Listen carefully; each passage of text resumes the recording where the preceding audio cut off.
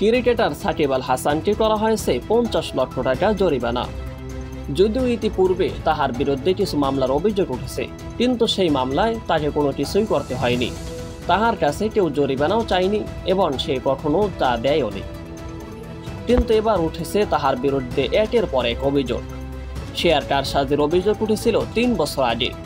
সেই অভিযোগ সত্য প্রমাণিত হওয়ার অবশেষে শাস্তি পেলেন ক্রিকেটার সাকিব আল হাসান। দেশের এই তারকা ক্রিকেটার সাকিব আল হাসানকে 50 লক্ষ টাকা জরিমানা করেছেন পুঁজিবাজার নিয়ন্ত্রক সংস্থা Bangladesh securities and exchange commission.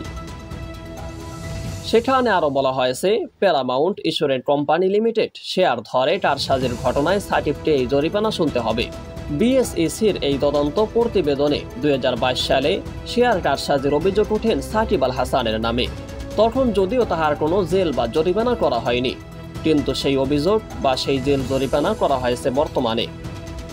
এরপরে বাজার উন্নয়নে ভূমিকা রাখতে তাকে 2017 সালে শুভেচ্ছা দূত করেছিল বিএসইসি।